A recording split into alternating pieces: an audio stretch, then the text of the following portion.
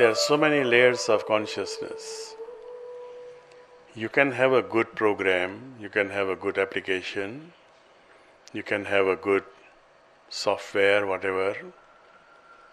If the hardware is not compatible, it won't work.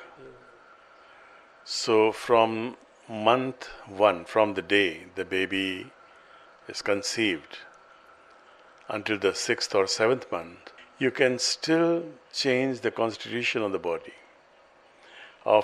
body that is being prepared.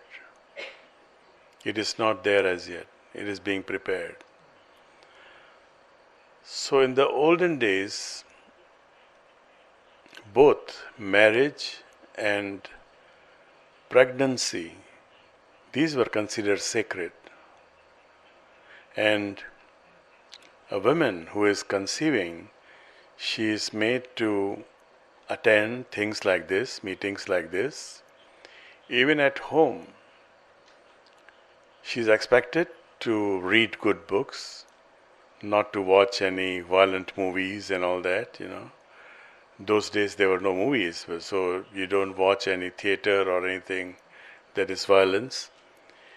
Because you can still change the constitution of this embryo that is still forming.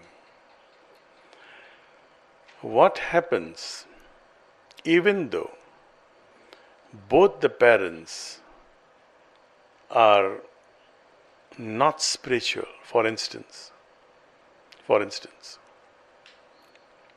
So there is a soul hovering around the womb.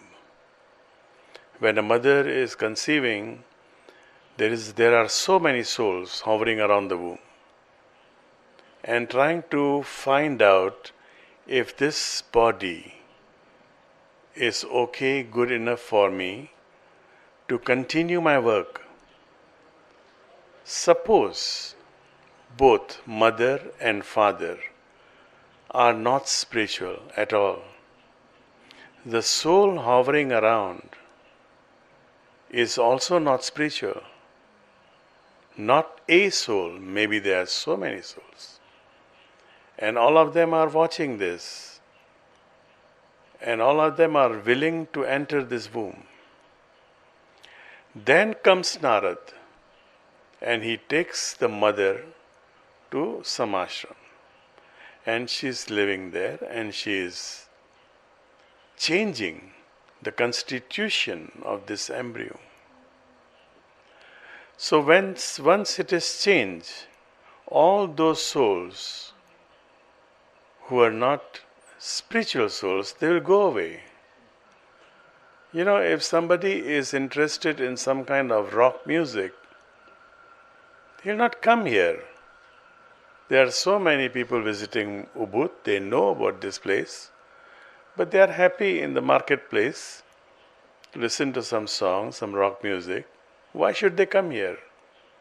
Similarly, souls who are not interested, they will go away. And then another soul or a group of souls who are interested in this womb may come. And this explains how sometime a very bright child is born to a very dumb couple, or vice versa. Very bright couple and a dumb child is born. So, of course, again, if you take it back, there should be some karmic relation, because otherwise it's not just like that. But any karmic relation, if you are on a spiritual path, you must always remember this to you also. Above the grahas there is anugraha. If you are spiritual, these planets will not affect you. Anugraha, God's grace, the divine grace, can cancel the influence, the impact, the effect of all planets. You can just throw away your horoscope. Before that, horoscope is important. But once you surrender to the divine, then nothing is important. Nothing is important. So similarly, all karmas, no matter how strong is the bond in previous life, all these ties can be snapped, can be cut. It depends on your willingness. Not only willingness, it also depends on how. What are you doing to manifest that willingness? It's not just, okay, I want to be rich and then that's it. You have to work to become rich. So you want to cancel your karmas? Can, but you have to work for that. So that explains the birth of Prahlad. The father is a devilish character, but the mother happens to be good. And then there is an intervention of Narad, because in normal cases, your DNA, my DNA, all the memories come from our father, not from the mother.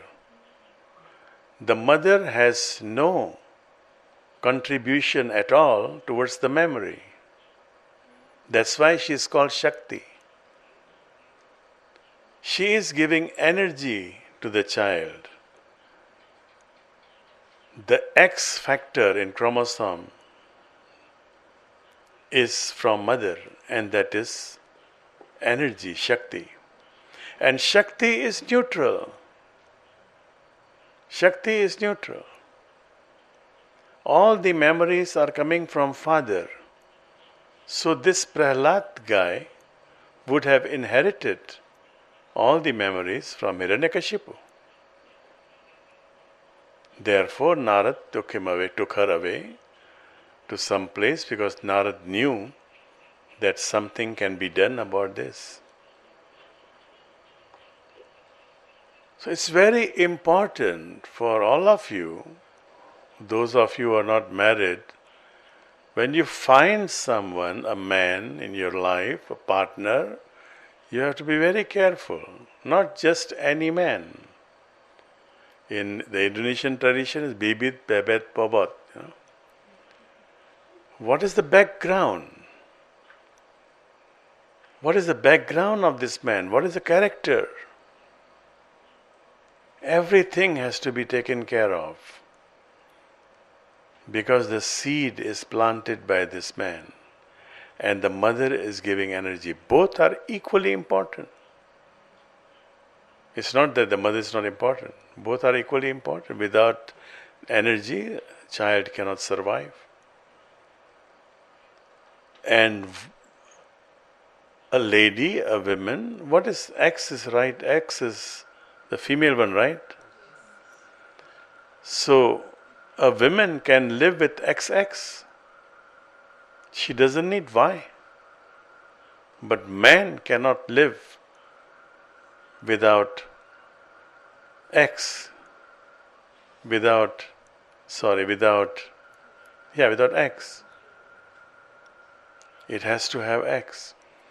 So this explains that the whole idea of feminism in Western society is totally wrong. It's an insult to womanhood. Because in the yogic tradition, and now the science will endorse this idea that women is much more on a higher pedestal than men.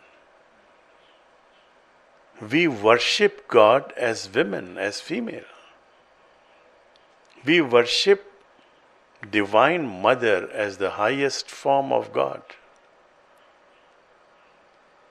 And therefore, we never ever consider feminism and emancipation. You cannot insult a woman. Emancipation means bringing down the women to the level of men. It's wrong. The woman is much higher. She is mother of the universe. She is the mother goddess.